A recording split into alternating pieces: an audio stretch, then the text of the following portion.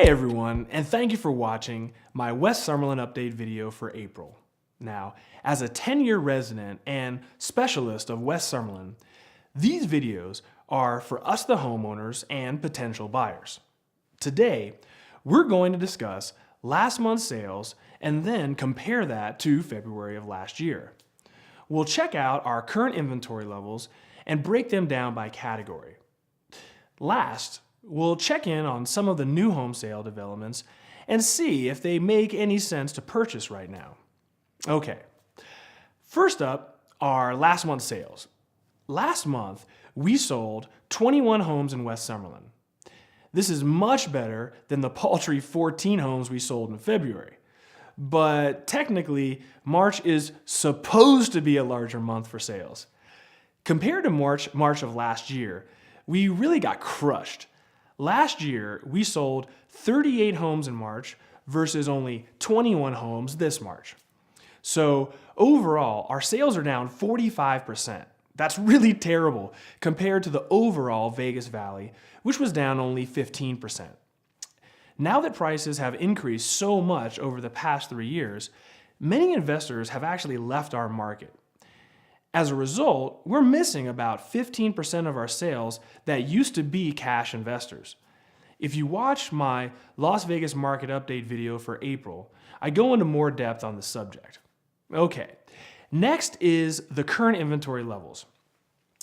As you can see on the screen right now, the good news is that inventory has remained relatively steady over the past 6 months. It's a bit disturbing that we have twice the inventory that we did last year, while we're only selling half of what we used to. The bright side is that inventory is no longer increasing. But here's what I'm seeing out there. If your home is legitimately within the top 1%, I mean just bring your toothbrush and move in ready, people will pay absolute top dollar. I just put a home this month into escrow in Andalusia for $650,000, which is the highest sale ever in that neighborhood. But this home was literally 100% flawless. My buyers don't need to spend a penny on improvements. This property had multiple offers on it within a couple of days. Now, conversely, I've seen several homes that were asking top dollar but were about 95% perfect, especially if the home is vacant.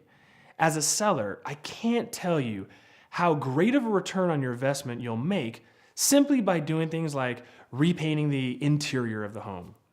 I've got a great contractor that'll do everything for only $1 a square foot.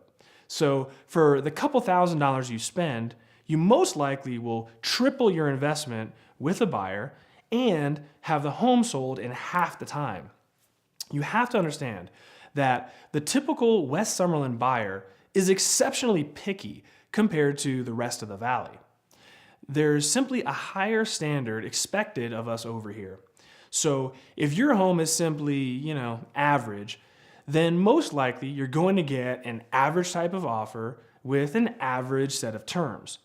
If your home, however, looks brand new and clean, you're going to have multiple buyers fighting over you, and your agent will have tremendous leverage when negotiating the offer.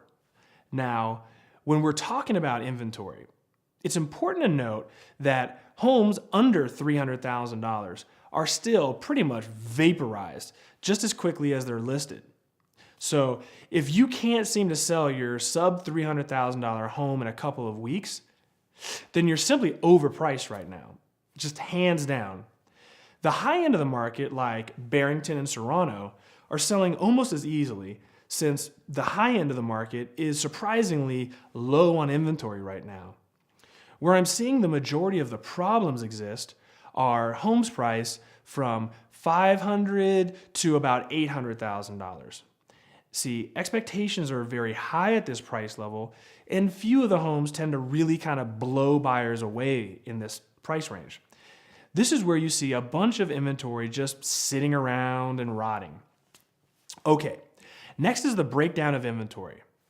11% of homes are short sales, and 9% are foreclosures. This leaves a whopping 81% of homes as traditional sales. Now, this is great for buyers, but it can be very troublesome for short sellers. If you're a buyer, why would you wait 3 to 6 months to buy a short sale when you can negotiate and close on any other home in only 30 days? Literally, 9 out of 10 homes right now are not short sales. So that's actually pretty encouraging for the overall market. All right, next is a quick check-in on new home sales.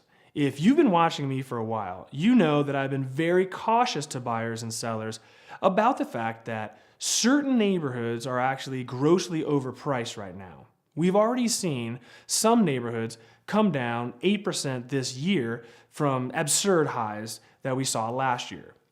Well, on the new home front, it's somewhat the same story. In Lennar's community of Esperanza, some of the homes are priced very reasonable. For instance, there was one lot that I had for a client that was 3,800 square feet, so it was a pretty large home. And out the door, it was only $538,000. Now, that's really not that bad of a price at all, considering. Now, on the other hand, some of their elevated lots were carrying $90,000 lot premiums. Realize that although the lots actually are nicer, as a buyer, that's just a horrible investment. On the resale market, you'll never get that money back. I mean, never. Now, my favorite sale was in the Toll Brothers community of Santa Luz. Last week, they sold this 2,600 square foot home for $678,000. I mean, look at these pictures right now. The home's nice and all, but there's nothing, amazing about it. Standard granite, nice but not upgraded cabinets, and the same exact tile that I use when I'm flipping houses. That tile literally cost me only $1.09 a square foot to buy. Add some shutters, a decent backyard, and a pool, and these buyers are into that home for over $750,000. Frankly, I've seen several Pulte homes in Caravella and William Lyons homes in Encanto that just blow this home away for $200,000 less. Hell, for $750,000, you can run over and buy the same square footage on the golf course in Red Rock Country Club and still have money left over for remodeling. So the bottom line, I don't know who or why people are buying these Santa Luz homes at these prices, but in all likelihood, they just buried themselves for many years to come.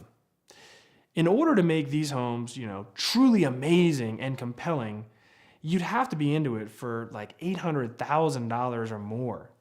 Now, at that price, you're now competing in guard-gated neighborhoods with much larger home sites. So before you jump the gun and go purchase a brand new home, make sure that you have some sound guidance so you don't wind up instantly underwater. Okay, so let's quickly wrap this all up. Sales are down about 45% from last year, which is pretty terrible. However, about 15% can be attributed to the fact that investors have kind of, walked away. But on the bright side, this is great for our community since more middle-class families won't have to compete with all these cash investors for homes. This also means less rentals, which bring down our neighborhoods. So our inventory is steady, and 9 out of 10 homes for sale are traditional sales. Be very careful about what product and where you buy right now. Just because this is the price brand new doesn't mean that you can resell it for that price down the road.